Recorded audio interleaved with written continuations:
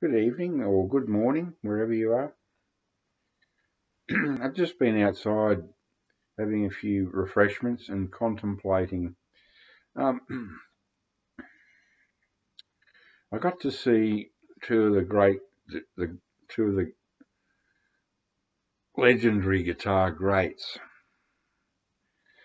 Dick Dale, king of the surf guitar, and WRAY, the father of heavy metal. Now, Rumble by WRAY, I think, came out in about 1958. It was a massive influence on Pete Townsend, Jeff Beck. The list goes on.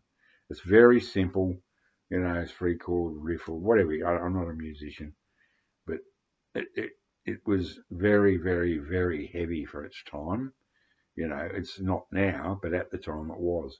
And Dick Dale was just like the fastest guitarist on earth at the time. Like I was fortunate to see them both before they died in the mid 90s. And it seems like 5 years, when you get old like I am, time becomes meaningless. It seems like 5 years ago, but it was almost 25 years ago. I can't believe it. I can't believe those young kids that went to those concerts with those old guys, WRAY and Dick Dale, that I went to, and me as an old guy. And when I say old, I was only in my 40s. And those 20-year-old kids that were enjoying Dick Dale and WRAY concerts would now be in their 50s. It's freaking me out, man.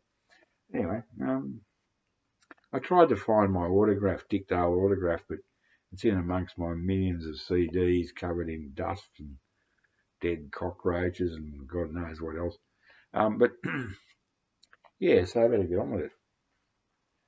Now, I just want to show you this. It's not a good album. I mean, he basically, he did his own recording, or just in a shack in his backyard, 2-track. But WRAY, they went to a lot of trouble. Polydor, international record label, took a punt on him in the mid 70s, I would say.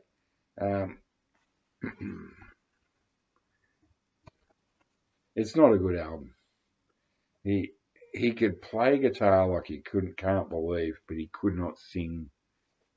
When his vocals were atrocious, let's face it. And the same with Dick Dale.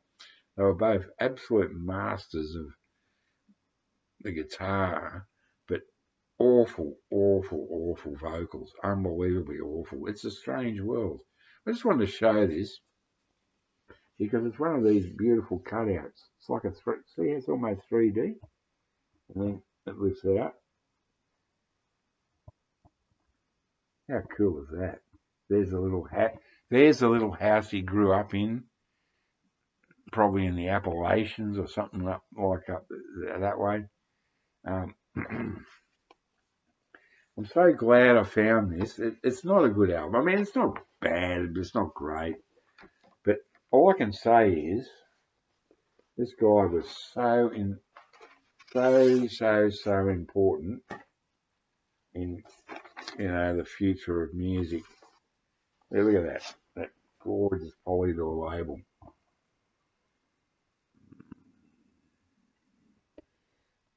What's wrong with this little notebook I got from my nephew in exchange from the Beatle collection? But the reds come out orange and the whites come out yellow. So please, please, please forgive any colour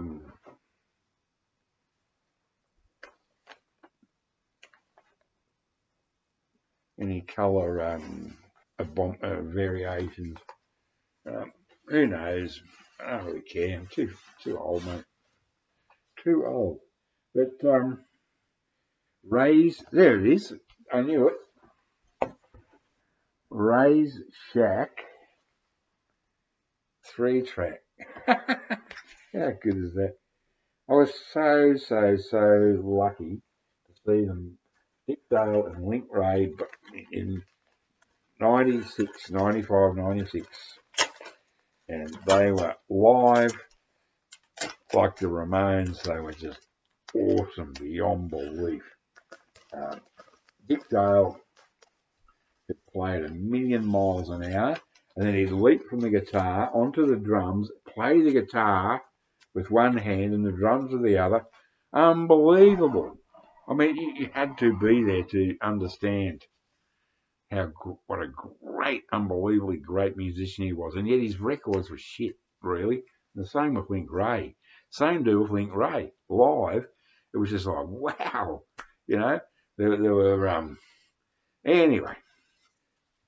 Yeah. When you'll get old one day and you'll reminisce too. I wish you well.